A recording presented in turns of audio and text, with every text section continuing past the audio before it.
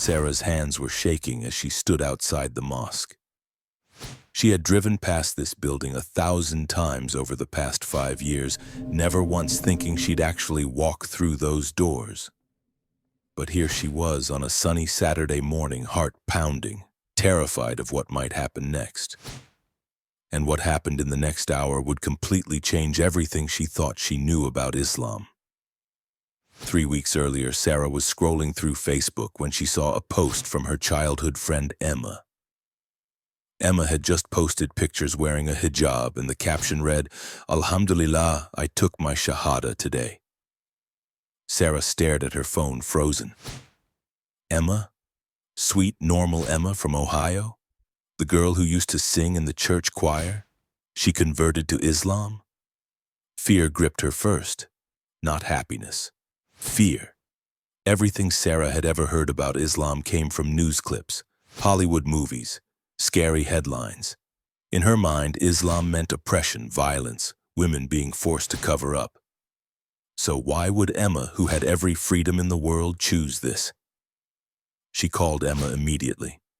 "Em, what happened? Are you okay? Did someone force you into this?" Emma laughed, warm and easy. "Sarah, I'm fine. Actually, I'm happier than I've ever been, but I can tell from your voice that you're freaking out right now." "I'm not freaking out," Sarah lied. "I'm just confused." "Why would you convert to Islam? You know what they do to women, right?" There was a pause. Then Emma said something that changed everything. "Sarah, everything you think you know about Islam is wrong. I thought the same things until I actually learned about it. I'm going to the mosque this Saturday for a women's event. Come with me, just once. See it for yourself. If you still think I'm crazy after that, I'll never bring it up again." Sarah wanted to say no. Every fiber of her being screamed no. But Emma was her oldest friend. If Emma was in some kind of cult, Sarah needed to save her, right? So she agreed. And that's how she ended up standing outside this mosque 3 weeks later, absolutely terrified. The building itself wasn't what she expected. It didn't have any foreign, intimidating architecture. It looked like a normal community center. The parking lot was full of minivans and SUVs, moms with kids, elderly couples, teenagers laughing together. Wait, they were laughing? Sarah's brain struggled to process this. Emma came out and waved. "Sarah, you actually came. I'm so proud of you." "I'm just here to make sure you're okay," Sarah said defensively, voice shaking. "I know," Emma said gently. "Come on. Let me show you something beautiful." The first thing that hit Sarah as she walked in was the smell. Warm, inviting, like her grandmother's house. Not the weird foreign scent she had imagined. Cubbies lined the entrance for shoes, and everyone was taking theirs off before entering. "We remove our shoes to keep the prayer area clean," Emma explained. "It's a sign of respect." Inside, about 30 women were gathered. Sarah's jaw dropped. These women looked normal.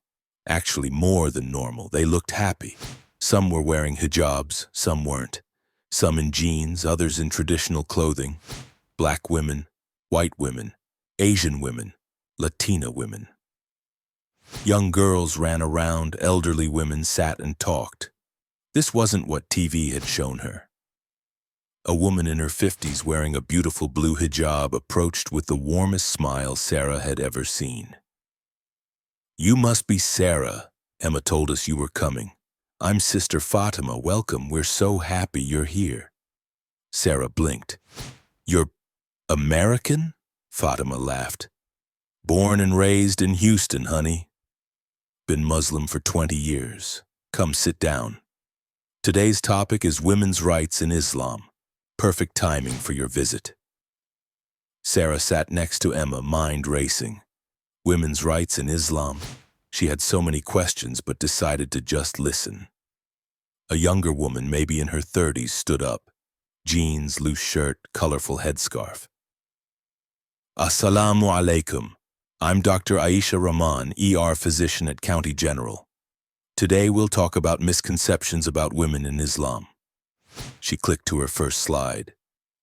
7th century Arabia. Women were literally property. They couldn't own, inherit, divorce, or refuse marriage.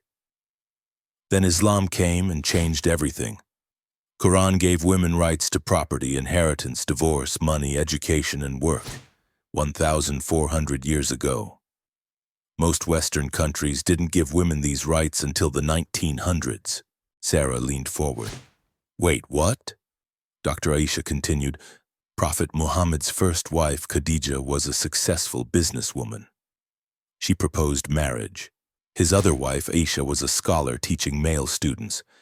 Women in early Islam were business owners, scholars, warriors, advisors. The idea that Islam locks women in houses? That's culture, not religion. A woman in the back raised her hand. But the hijab, isn't that oppressive?